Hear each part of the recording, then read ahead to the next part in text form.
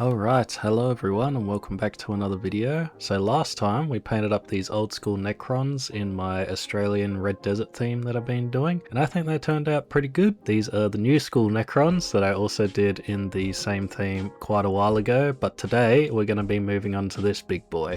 This probably can't be called a miniature at this point, but I'm going to get into what paints I used and my process, so if that sounds good to you, sit back and enjoy. These are the paints that I used, and these are pretty similar to the ones that we also used on the Necrons. However, I always advocate that you just make do with what you have. The only one that you may need is the Martane Iron Earth for the cracking effect. The other ones are probably all interchangeable, and there's no need to go out and buy all these specific paints when you don't need them. Alright, first up we actually have a paint that wasn't on the list.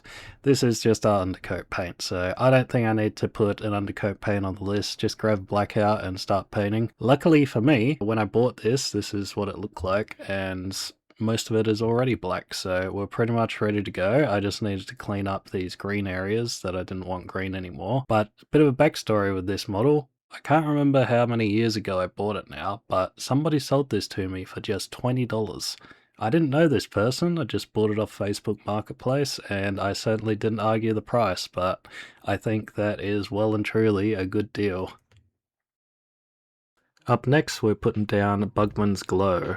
So this is kind of another undercoat, but we're doing a dry brush, so I'm going like crosshatch with this one diagonally, and it's coming up pretty nice. You can do it pretty heavy with this model because the model is just so big, you've got a lot of ground to cover.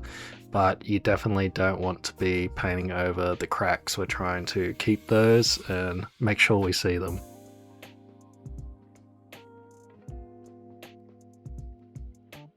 And here she is, all finished with her first coat of Bugman's Glow. You can see that it is pretty heavy. I've pretty much gotten rid of all the black. I've left a little bit in there because we like to have it roughed up a little bit. Remember, this is meant to look like a really ancient thing that's come up out of the ground, so we still do have a little bit of black in some areas. Alright, up next we're grabbing the Martane's Iron Earth, and unlike our previous paint, we want to absolutely slather this thing in as much Martane Iron Earth as we can. Well, maybe not that much, but we definitely want to build it up, because the way you get that cracking effect is by having a decent amount of paint on the model.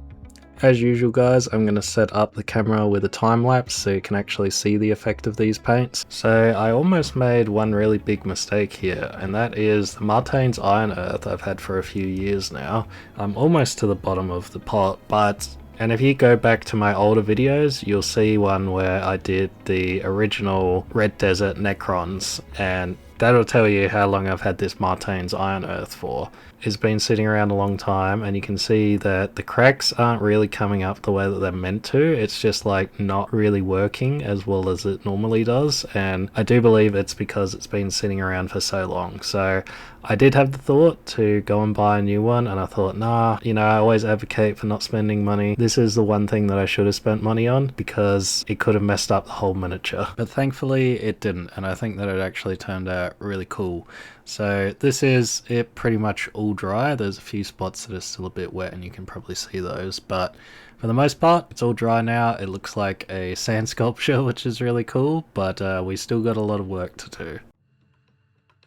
Alright, up next we're on to Reclin Flesh Shade. So we're basically baptizing this whole model in this almost. I'm trying to put it over mostly the cracks so they look darker. I'm also mixing in some skeleton horde along the way.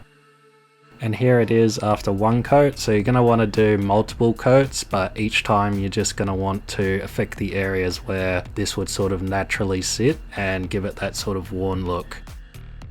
As we switch to the back here, you're going to see that it is a lot more done up than the rest, and that's because I did sort of a test run on the back. I thought, you know, nobody's really going to see the back of it all the time, so I did a bit of a test run, some more dry brushes, some more washes, and slowly built it up, and that's what we're going to do with this figure. So I'm just hitting it with the Martane's Iron Earth again and trying to bring back those lighter tones rather than the darker ones that the Reclin Flesh Shade has made it.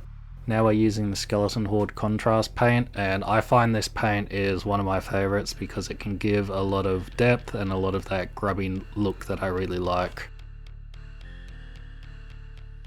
So going backwards and forwards, this is looking pretty good. I think it's still got a little bit of work to go, but back here I noticed we've got these. Does anybody know what purpose these serve? I got no idea what they do, but we're going to paint them up in a metal. I didn't like the idea of just leaving them blank, so that's what I'm choosing to do with it. Got no idea what they're for. Let me know down in the comments below. I assume it's got something to do with holding like the crystal in there, right? But anyway, let me know. So basically we're pretty much done with the main part of the monolith. There's plenty of other things that we still need to do, but pretty happy with the way that it turned out at the moment. So I also painted this up with gold and then just used Balthazar's gold over the top to give it a bit of a rust, even though I know gold doesn't really rust like that. Also rusted those metal things. With the main part of the monolith out of the way, we can now put these green things back in and paint them. I figured this would be a lot easier rather than try and paint them outside of the monolith. Obviously I've got to be careful that I don't put the blue paint onto the monolith. This one broke, so there is a broken one, but considering I'm making the monolith look old and ancient, it's kind of alright. Alright, with our green things back in, I'm starting a coat of Griff Charger Grey. That always confuses me when I try and say that. Griff Charger Grey. So you can see that's more of a blue, and that's what we want, but it's also not going on these plastic parts. I'm not too sure what's happening with it, but particularly because it's bright green, you can see that it's just not working. So I just was patient with it and just tried to keep layering it up over and over. And then once I had kind of got this like base coat down, I went in with the electric blue. This is from Vallejo, and just mixed it with a white. I didn't want it to be too bright, I didn't want it to be too dark, but just like with the monolith, we're going to layer it up, possibly take it back, or brighten it up, just depends on what we need to do. But what I've been doing with this blue is letting it dry, and then adding a little bit more white, dry brushing over it, and continuing that process.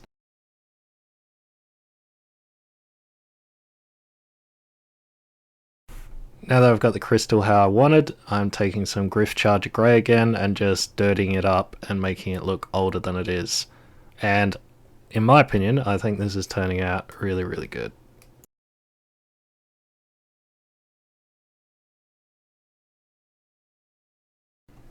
And I had to do the portal as well. This probably turned out to be the hardest part of the model. It was just so hard to paint over.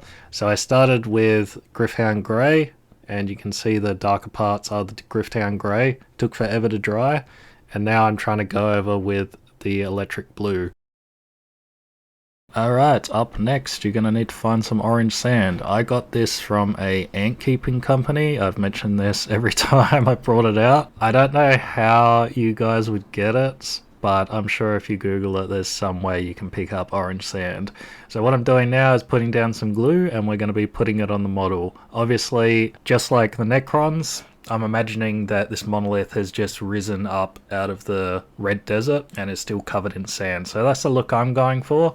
Obviously, you don't have to do that if that's not the look that you want. But if you are going to do this, make sure you do it in a box at least. I would have done this outside, but it's been raining so much here that I just didn't have the opportunity, and I thought, no, we're gonna do it inside. We kept most of the sand in the box, and something to remember is the sand that ends up at the bottom of the box, put it back in your container with the rest of the sand so you can use it for something else. Don't be wasting anything. Anyway guys, we're coming to the end of the video, so if you've enjoyed this, please leave me a like, I'd appreciate that. Consider subscribing, and I'm going to leave you guys with a showcase of the finished model, so leave me a comment down below with your thoughts.